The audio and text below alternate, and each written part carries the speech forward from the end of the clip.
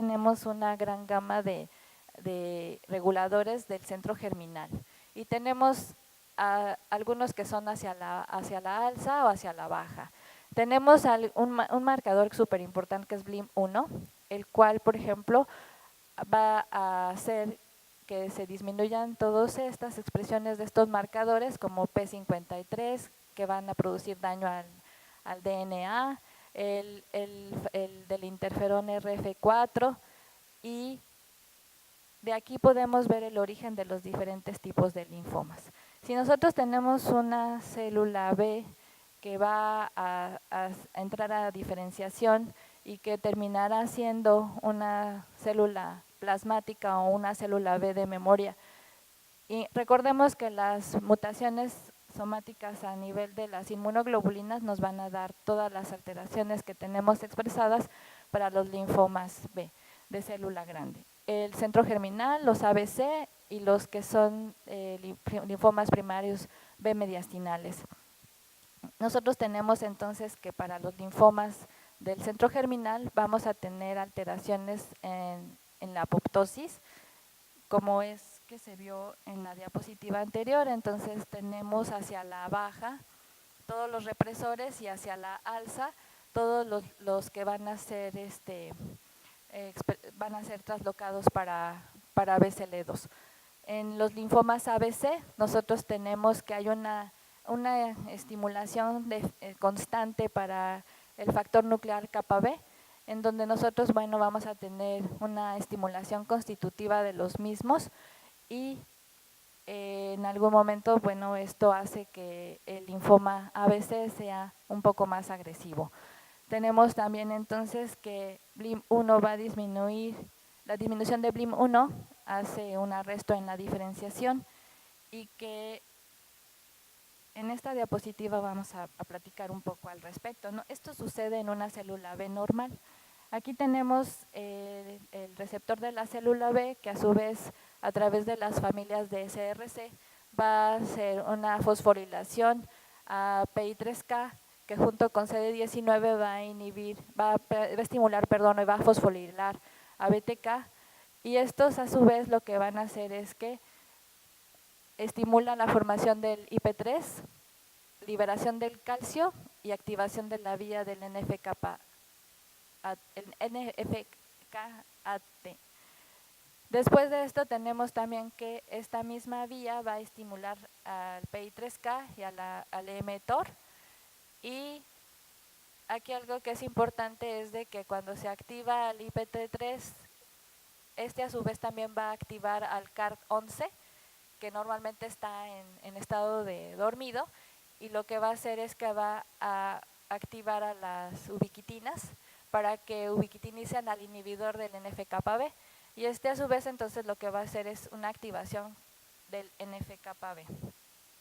En condiciones patológicas existe una estimulación constitutiva crónica de CART11, lo cual entonces hace que tengamos una activación del NF-κB, y entonces tendríamos que plantear algunas metas terapéuticas como el inhibidor del factor nuclear o los inhibidores del proteosoma, como en este caso pues sería, se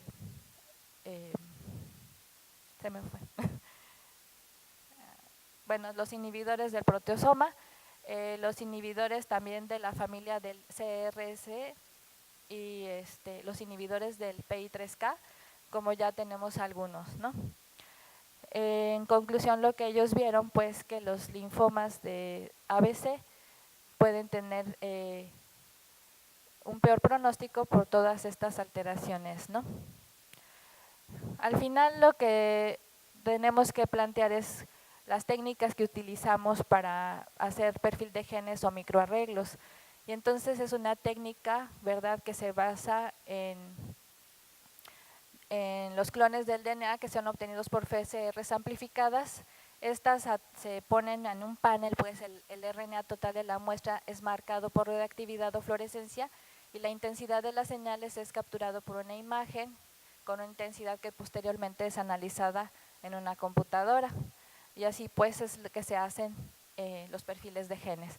New England la semana pasada publica la genética y la patogénesis del linfoma difuso de célula grande. Ellos analizaron 574 muestras y aquí puse lo que significaban sus siglas: el tumor supresor, todos los que fueron tumores supresores, los que fueron oncogenes y algunos que tenían hipermutación somática.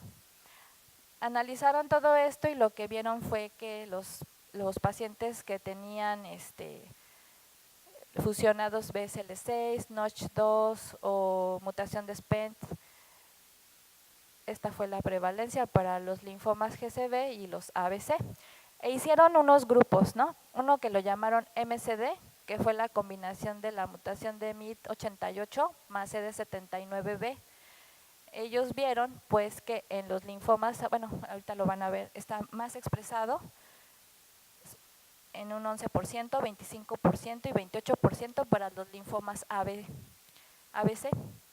Y para los linfomas que son centrogerminales, vieron que BCL6, Notch2, la translocación de BCL2 o el STH2 mutación también estaba presente en los centrogerminales. Entonces tenemos los 4 grupos que hicieron: los MCD, los BN2, los N1 y los STB. El STB2 era una combinación de una mutación del STH2, que es un inhibidor de las histonas 3, y del BCL2. Y los ponen así, ¿no? Entonces, la expresión para los ABC del MCD, que recordemos que es MYT88 y CD79B, los GCB, que estuvo más presente el STB2. Todos estos porcentajes se analizaron y se vieron cuáles estaban más expresados en los linfomas. Y entonces aquí se puede ver claramente, ¿verdad?, cuál es la progresión. Les fue muy mal a los que eran N1, que son los del Notch1, las mutaciones de Notch1, los MCD, que fueron los MYD88 más CD79B, a ellos les fue peor que a todos los demás. Y entonces eso se consideraron que eran ABC.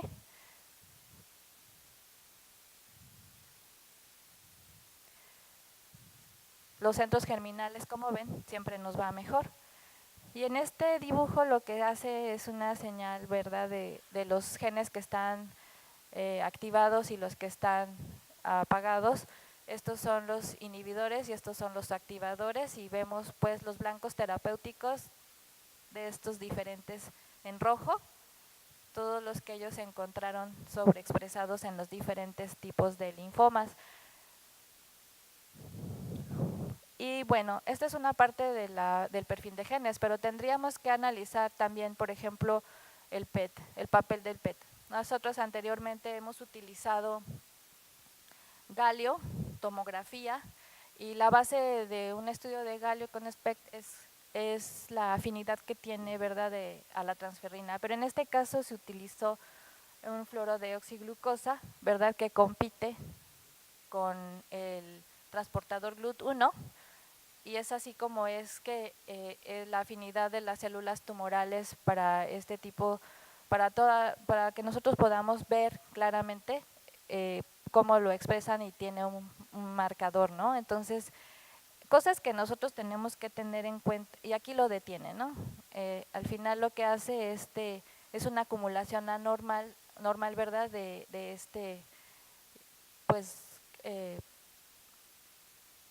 pues sí tiene un poco de radiación para que nosotros lo podamos ver. Tenemos que tener en cuenta algunas cosas que son importantes antes de solicitar un PET. Como es a través de glucosa, pues tenemos que tener pacientes que tengan cuidado con aquellos que tengan diabetes mellitus y que no estén bien controlados. También tenemos que evitar el ejercicio 24 horas previas, porque esto también condiciona que tengamos falsos positivos en un PET. Y a quién nos ha pasado que finalmente nosotros solicitamos un estudio de PET y tenemos duda realmente si esto es real, o sea, lo que marca el PET es realmente lo que representa al tumor. También, por ejemplo, si nosotros hacemos un PET posterior inmediatamente a la quimioterapia y no esperamos 3 semanas, también esto puede dar falsos positivos.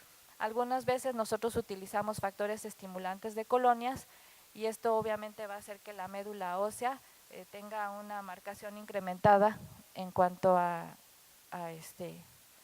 marcador, y aquí es un claro ejemplo que se pone, ¿verdad? Es un paciente que tiene un linfoma Burkitt y que tiene estas zonas en donde tiene positividad para el PET. Pero a este paciente le dan quimio, le dan factores estimulantes de colonias y entonces le hacen un PET de control y ven que esto puede salir positivo. Así que si nosotros damos quimioterapia y damos factores estimulantes de colonias, tenemos que tener cuidado en cómo lo vamos a interpretar.